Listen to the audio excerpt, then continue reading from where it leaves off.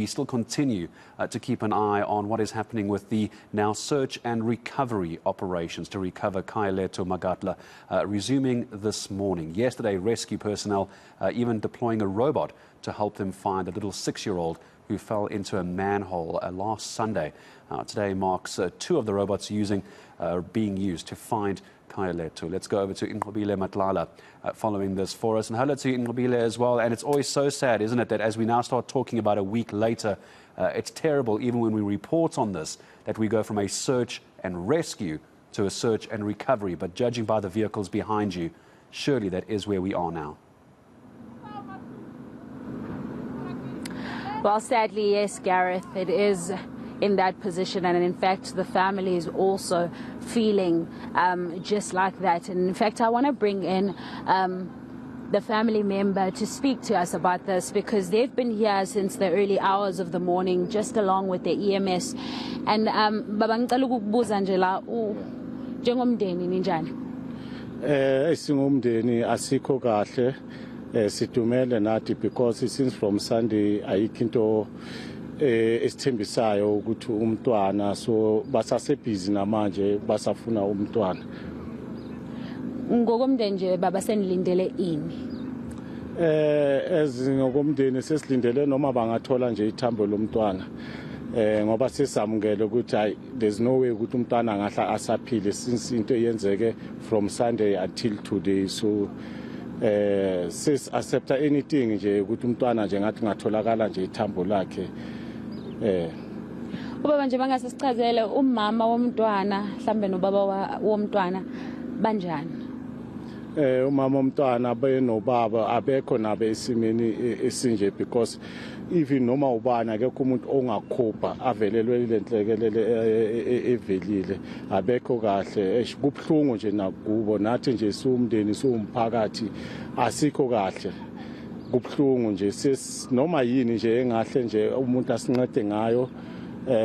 Bese sicela neJozi FM mhlambe nayo uma ukuthi ngaleza ngoma zangi sizokumamela kuJozi FM basilethele nje usize sinalo ukuthandazwe la izangoma wori inyanga nje kubonakala anything nje enganceda nje umndeni, kuze nje nathi sokwazi ukuthi sibe kahle nje, ngoba manje accepta noma yini nje ezoncedakala nje emndenini kuze kutholakala ithambo.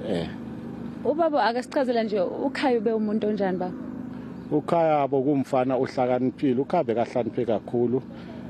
Nami njengoba ngumdala bengikwazi nje ukuxoxa naye. uKhaya beka active, bekahlakaniphile nje, akumuntu othanda nje ukudlala nje kakhulu. Bekazwana nomkhulu wakhe kakhulu, bebazwana kakhulu nomkhulu wakhe, ngoba I remember nje one day nje athi uKhaya, mina umkhulu wami akekho umuntu ongangishaya, umkhulu wami anganishaya nonke, bokumuntu nje onamajoku nje, kodwa nje ngakusho nje ukuthi bebazwana nje nomkhulu wakhe nje kakhulu, ngoba umkhulu umuntu esisebenzisana naye la engadini, uyimember naye umkhulu kaKhaya ku-community iDlamini Camps community projects, esisebenzisana naye la engadini kakhulu. Manje umkhulu yena unjani baba njengoba ade bezwana kangaka noKhaya? Njengoba sengishilo akekho umuntu osesimeni esihle, wonke umuntu nje akekho nje right. Ayikubhlungu nje kakhulu nje, kuyabheda nje kakhulu siswami. Ake ngibuzeke baba, siyababona abantu bayasebenza, nezizwa kanjani ngalabantu abasebenzayo beEMS nokuthi nifisani ke manje? Usizizwa sikahle ngabo labantu abasebenzayo, because basinikeza ithemba ukuthi khona ukuzotholakala, ngoba bahlezi bela since from Sunday, behlezi benathi nayizolo nje bahamba ebusuku kakhulu, ngoba ngikhuluma nje Thursday Friday asilali kahle, sishisa amatayera, sikhempa, sithandaza ukuthi umntwana angahla atholakala. Bahambe very late, basinikeza ithemba ukuthi ungatholakala something, ngoba basaqhubeka ngophenyo lwabo. Ubaba ufisa kwenzakaleni ke manje? Mina ngifisa ukuba tholakale ithambo lomntwana mawukuthi lizotholakala, tholakale nje something sokwazi nathi sikhululeke ezisumndeni, ezisumphakathi, because ayiphathi umndeni kuphela, ezohole umphakathi nje awukho right, ngoba asinto eyenzeka la eDlamini kuphela. I think the whole Soweto the whole South Africa ngoba sebayazi le ndaba banathi siyathandaza ya ukuthi umntwana nje kutholakale lo thamo ngoba ihope asenayo ukuthi usaphila le khona. Siyabonga kakhulu baba. Well, Gareth, that's Tera Mthethwa. He says he speaks on behalf of the community as well as the family. He speaks about the little Khaya as a child that was very happy. He talks about how he had jokes and how he always believed in his grandfather and how they got along with his grandfather.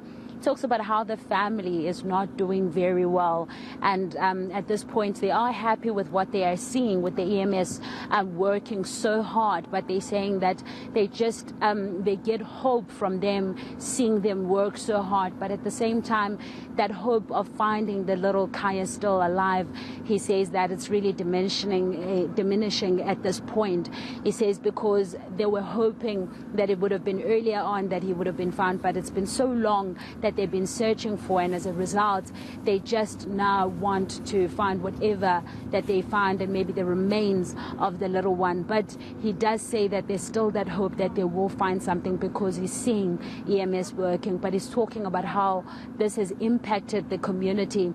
He says it has impacted the community of Soweto but also the community of South Africa. He says it's very difficult at this point. They're at a point where they are asking that if they can get even people who are maybe of traditional healers to come here and maybe try their luck at this point. He's talking about also churches, that people are praying along with them in terms of community, but he's saying that at this point they're really just desperate for help in whichever way that they can find their little Khaya at this point. So the search, of course, continues as we saw EMS and the police go on the other side. We understand that there is a portion in the pipeline that the robot has not gone past, and so they are trying to drill and go through that portion, and they are hoping that they might get something, but they are not sure at this point what will come off that drilling.